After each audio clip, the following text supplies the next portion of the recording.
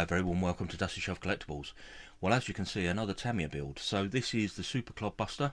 It's a kit that I planned to do for a little while, and this one came up quite cheap recently, and I thought, well, yeah, might as well get this. I think I paid about $270 for it, which isn't too bad for this kit. Now, I do plan to do some hop-up items on here, so I'm planning to replace the motors. I'm planning to obviously put the ball bearings in, because I do that with all of my models. I put ball races in. Now these are four-wheel drive, four-wheel steer, and their steering is controlled by one central servo. Now I'm going to change that. I'm going to put two servos in it, one on the front, one on the rear, and I'm also going to change the width of the wheels, so move the wheels slightly further apart, just to make it more stable. Body wise, plan to spray it in metallic blue and the chassis in metallic black, and yeah, just try and make this a really nice kit that I can run. So today, purely going to take it over to the bench, show you what's inside the box and do an unboxing, and then the future videos I'll try and keep them to about 20 minutes each, building through and completing the kit over the next couple of weeks. And hopefully when this is all together, this will be quite a fun runner. So yeah, quite looking forward to this. So let's take it over to the bench and I'll show you what's inside the box. Well, the box of this is absolutely huge, and I'm struggling to get it all in shot, so I will have to move it across just to show you different areas of it. But you can see the depiction on the front here of the Clod Buster, 1/10 scale RC 4x4x4 pickup truck. So 4x4x4 basically means it's four-wheel drive, four-wheel steer. And it says at the top here, twin motor and four-wheel drive chassis, front and rear sealed gearboxes utilise differential gears, features a four-wheel steering system, 165mm diameter, 110mm width, semi-pneumatic big tyres, durable body with metal plated parts for the front grille, air intake, bumper and more. RC equipment sold separately, all the other things on here. And then basically it says down here with the battery, for your safety please use Tamiya battery packs of 7.2 volt, because this does actually come with quite a special speed controller in it, but we'll go into that in a minute. You use only kit supplied type RS540 motors. So let's just talk about the motors for a second, because I did want to uprate the motor, and I did a little bit of research into this. Because it has two motors in there, one of them runs in reverse, and basically I think the only upgrade you can go for is just basically a sports tune RS540, rather than sort of the more torquey motors that have the brushes sort of exposed, etc. And because you're having to run one of the motors in reverse, you'll end up with the timing going out on those. So yeah, I've gone with a couple of sport tune motors to replace the ones in the kit, just to make it a little bit more bitey. But that's the motors. It does got interesting, a couple more things up here. So it does say up here, model is not snowproof or waterproof. Specifications are subject to change, etc. So in here it does say it includes two 540 motors, but they're just standard cans. Going around the outside of the box, not really much to show on the sides. On one side it says this RC model kit creates a Super Clod Buster, a powerful monster truck model featuring overwhelming performance, powered by twin motors. The length is 480mm, width is 380mm, height is 340mm, so this is a big model. Link arm suspension features rigid axles and has 8 coil springs in total.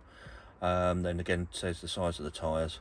That's on one side of the box, and on the other side of the box we've got the schematic looking at the chassis, basically showing the gear case guard. What we got here, metal plated bumper, we got the battery case. What else? Link arms, 540 motor, indication of where both motors sit, and the ESC for twin motors. And then finally on the right hand side we've got the twin motor gear train, just a schematic there showing how it works, and the separately sold items. So I do have a radio gear to go in this. It doesn't come with a radio gear. This kit does come with an ESC, the electronic speed controller.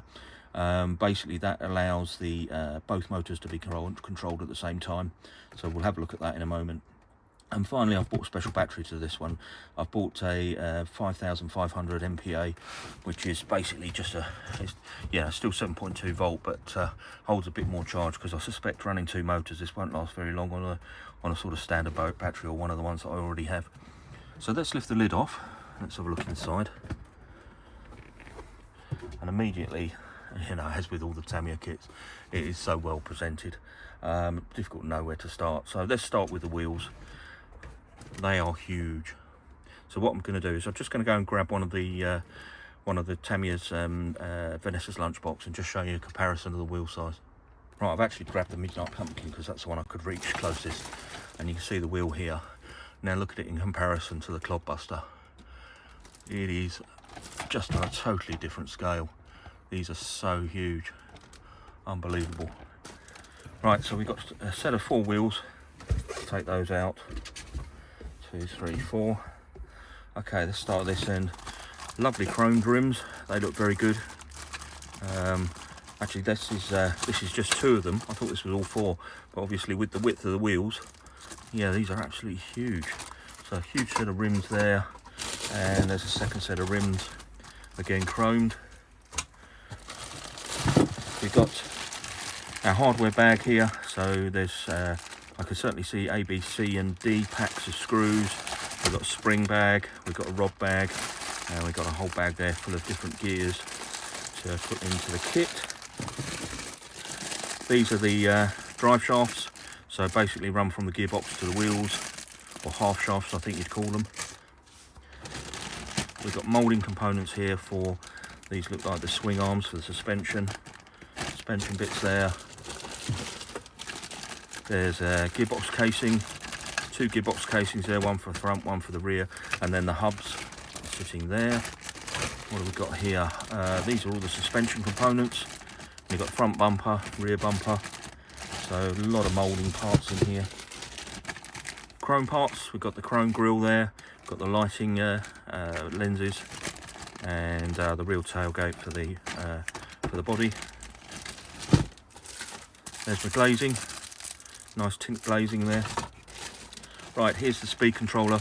So you can see it's a little bit more beefy than the standard Tamiya speed controller.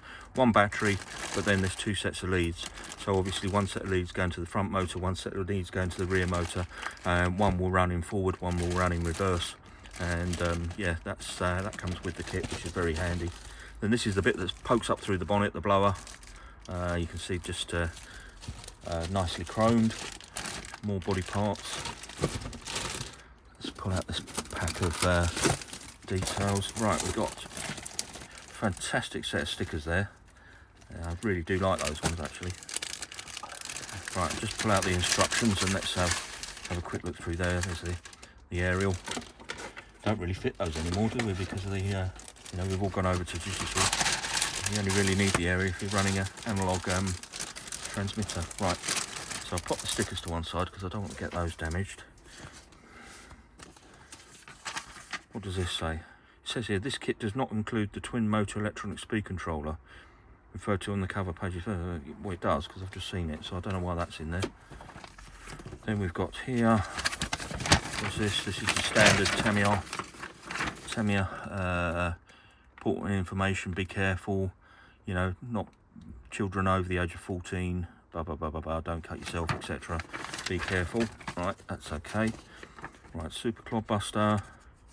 Safety precautions, obviously with this being quite a big and powerful kit, they've added some additional items in there, basically to make sure that you turn it off when it's done and disconnect the battery. And what we've got over here, just some troubleshooting guide. And then we've got the masks here, because I'm guessing it's a 2-tone body, just looking at the back end there. So obviously this is to mask off the body while you do the 2 colours. Don't know what I'm going to do yet. As I said in the introduction, I'm going to do this metallic blue, but I may mask it. I'll see how we go. Let's have a quick look through the instructions. So it tells you about the radio that you need, and then we've got assembling the servo. Now, as I say, I do plan to put 2 servos in mine with a hop-up kit.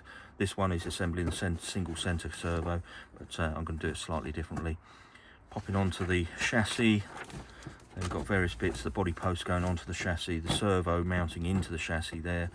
Then we've got the half shafts, or they call it the axle tube assembly, those mounting onto the gearbox housing. Putting the gears inside the gearbox, putting the motor onto the gearbox. I'm assuming you just repeat this twice. And then mounting the gearbox onto the swing arms, as you can see here. Creating the uprights for the steering. You see the lay shaft going through there with the bearings. I do have the roller bearings to put in this, don't forget. So this does come with the plastic bearings, and I'm going to replace it with roller bearings.